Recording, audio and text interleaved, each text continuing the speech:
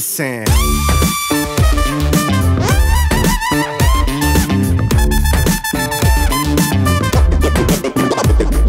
Bonjour à tous, et c'est déjà le 3e Jazz Actu de ce festival, un point quotidien sur le festival Jazz à Vienne et retour comme chaque jour sur la veille, les plus belles images de la veille et sur ce premier samedi de Jazz à Vienne.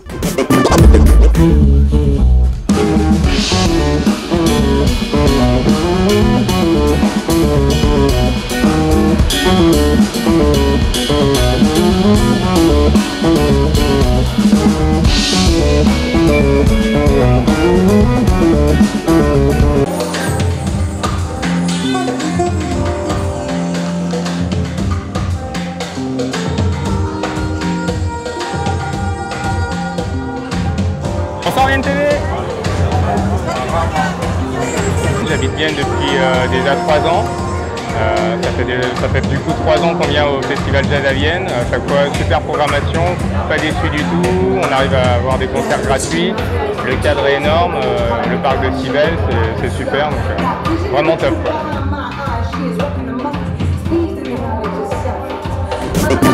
Et allez, on passe au programme du jour. Pas de gros rendez-vous ce soir sur la grande scène, mais ça ne veut pas dire qu'il ne se passe rien, bien au contraire. Vous avez Jazz for Kids tous les jours du mercredi au samedi, et aujourd'hui ce sera Jazz en peinture avec vos enfants et la petite académie à 16h et 18h. C'est gratuit et c'est sur inscription. Vous avez aussi le salon du disque à la salle des fêtes de 10h à 19h. Les concerts de Cybèle, on les oublie pas, dès midi et demi, et puis 2 gros événements aujourd'hui. Un concert de gospel avec Danny Chango et Gospel Cher à 18h à la cathédrale Saint-Maurice. Et puis le coup de cœur de notre directeur artistique Benjamin Tanguy. Il nous le dit tout de suite, ça se passe au cloître de Saint-André-le-Bas à 17h aujourd'hui.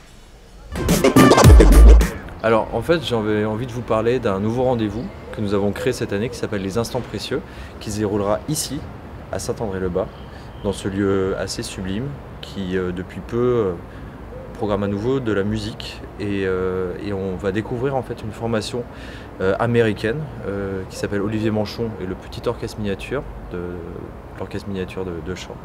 C'est une musique assez bouleversante qui est un mélange entre musique classique, du jazz évidemment, et même de la folk.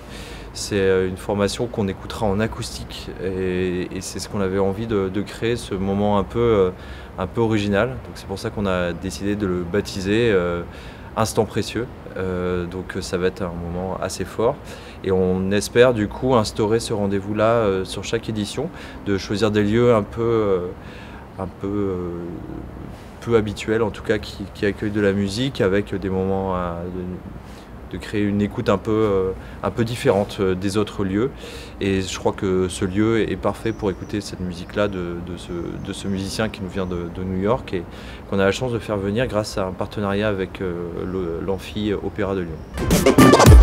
Et on passe tout de suite à notre rubrique le Jazz à Vienne de l'intérieur. Comme chaque jour, on vous présente un visage du festival. Alors qui est à l'honneur aujourd'hui? C'est parti, on regarde tout de suite.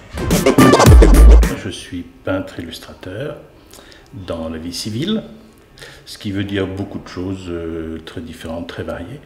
Et pendant le jazz, je réalise en direct devant la scène des croquis de scène. J'ai commencé à travailler devant la grande scène en 2008.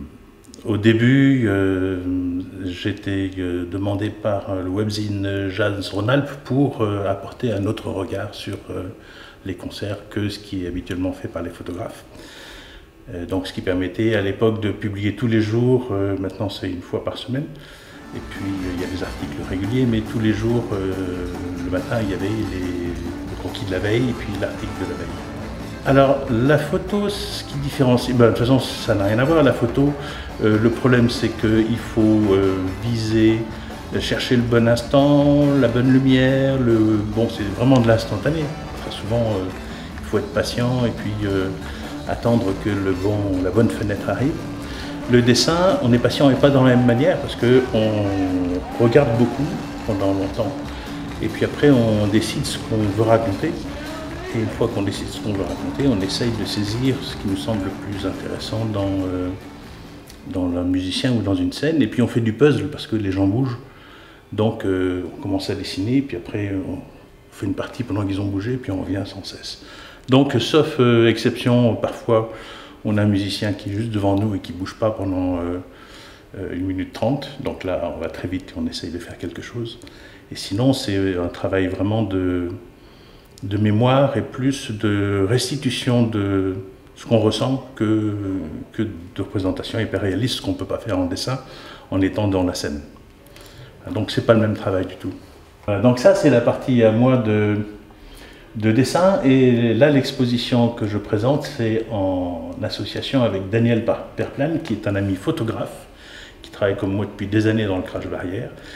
Et quand il a eu cette idée d'expo, il m'a dit il faut absolument qu'on expose tous les deux pour montrer un petit peu une complémentarité de ce qu'on peut vivre dans le crash, enfin, d'autres manières justement de sentir le concert, pas toujours photo ou pas que croquis, parce que ça on a déjà fait, montrer un petit peu cette complémentarité de regard qu'il puisse y avoir.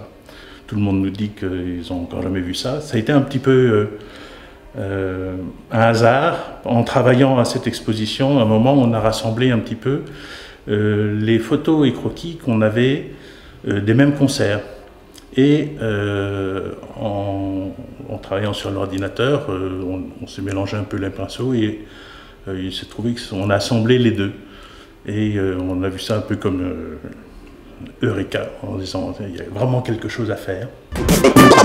Et allez, on se retrouve demain, même heure, même endroit pour un nouveau Jazz Actu. Passez un très bon dimanche. Listen.